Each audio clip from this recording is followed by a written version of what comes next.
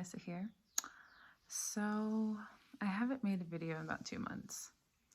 I've been doing a lot more writing and just sort of experiencing life as it's here to be experienced in different ways.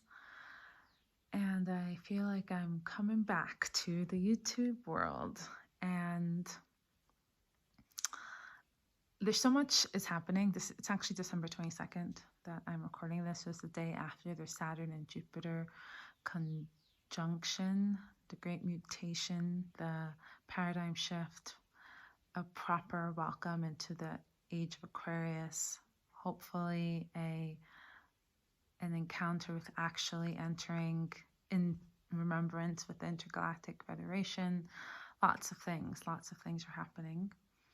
And I don't feel like talking about that. I feel like there's so many people on YouTube talking about it.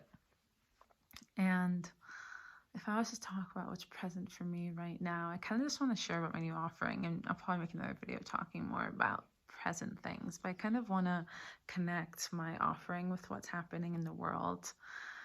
That feels like a great exercise and expression for me.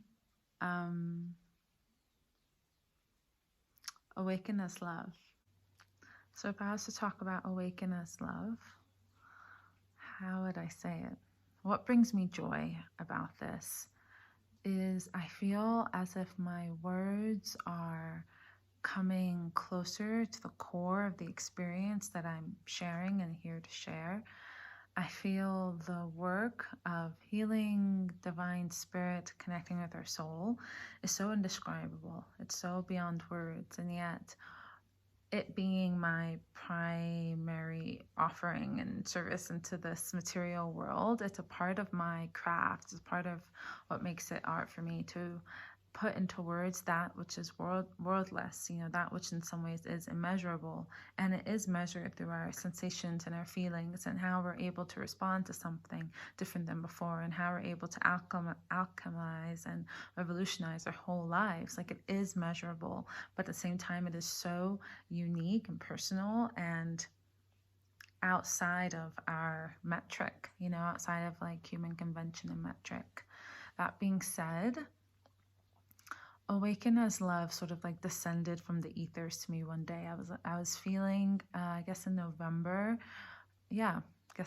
November, I was feeling, I know Intersoul Wisdom is coming to a close for this year, and I will actually offer it again next year, enrollment, but it's not my main focus. Like, I wanted something that I don't even know. It's funny because I just knew that was ending, and I knew something else was coming, and I was seeing it with my clients and in my personal work. I was seeing there was something spurring from the center of like our existence coming through. And it came in the form of Awakening as Love, and how awakening as love comes through the mud and the mud. It comes through the hard and dark places, and it doesn't exclude it. It actually is inclusion in the memory that all is love.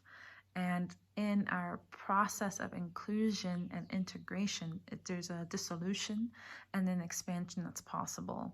And I'm working through this in my own life, and I have been for months, and I'm really feeling the states of expansion that are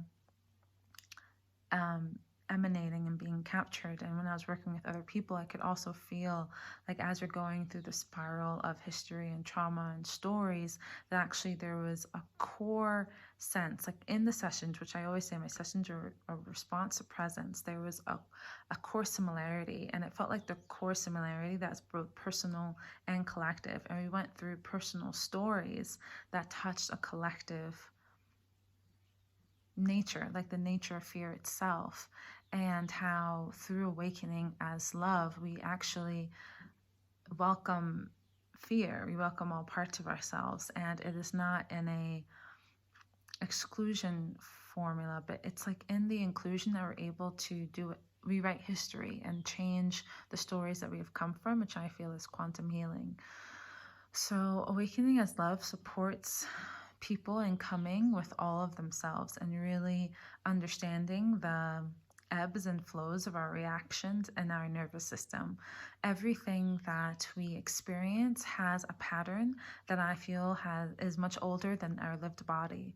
It might be something that is triggered from our inner child, but even from that, it's connected to our ancestry or our soul lineage. And I feel like we can, when we rewire that story, in some ways it's like it has its purpose, it's served what it's meant to be of service and in use, and now it's complete. And we can actually, I see it kind of like draining the tubes of those systems and realigning them to wholeness and abundance and love. And we can actually reset our nervous system to what I'm calling the love nervous system. But really what it is, it's like, can we relax enough to allow ourselves to remember our natural state, to sort of activate the origin codes and the natural nature codes that are in our DNA and being, and to really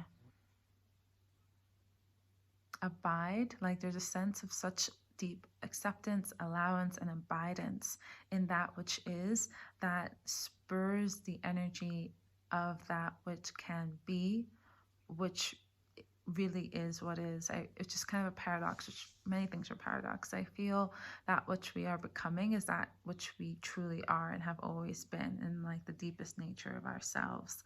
And in this experience, it's like it's both an unbecoming and a becoming. If you can see on the infinity symbol, it's like this winding journey of ourselves. They say we have two base emotions, fear and love. And in some ways that's an illusory thing, because there's only love. Love encompasses everything. Love encompasses fear. It is only in the forgetting or perceived absence of love, perceived because it's not in a state of remembrance and conscious knowing.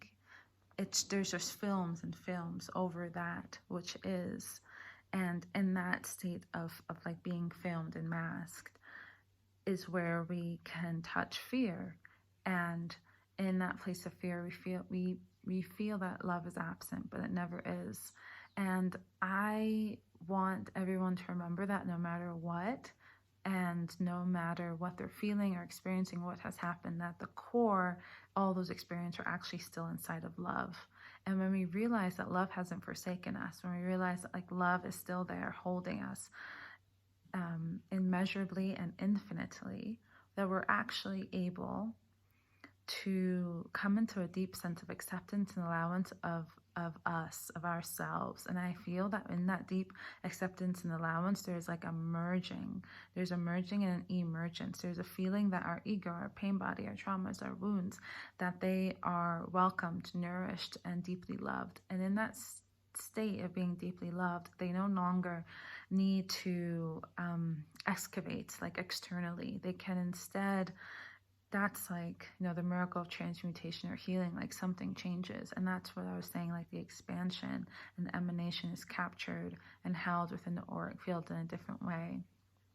And I want to support people to have that experience and to recall that remembrance of themselves as being love, because I feel is through that recalling of each personal person, like each individuated form, that the collective has a chance of also awakening in that remembrance and awakening in that sense of interconnected forgiveness, like to truly understand that everything is a part of love.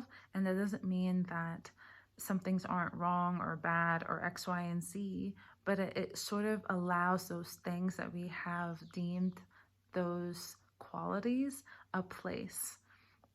And we stop fighting them internally, and then we can stop fighting them externally.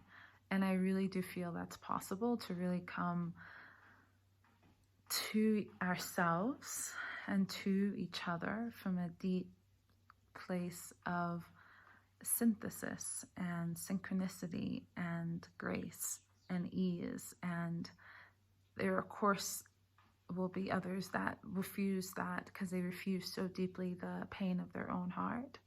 But I feel like so many of us have the power and the capacity and the integrity to accept the pain of our own hearts and being, and to not accept and to not deem them and label them as problems, but rather to understand that they are part of our just being here, like in this time frame continuum. And now we have the capacity to be here in this time frame continuum from a different state of allowance, acceptance, and being. It truly is possible, and we can take the steps and practices, like the inward steps and inward practices, to meet that realization. And so that's what I'm here for. Like, that's what I do with myself and for myself every day and every moment. And that's what I want to support others with. So there's so many ways I can say this, and I will find more ways, I'm sure. But for now, these are the words I'm choosing. These are the words that have chosen me. Until next time, have a beautiful moment wherever this moment finds you. Lots of love and blessings. And there's information about Awaken as Love below. And yeah, grateful to be here with you.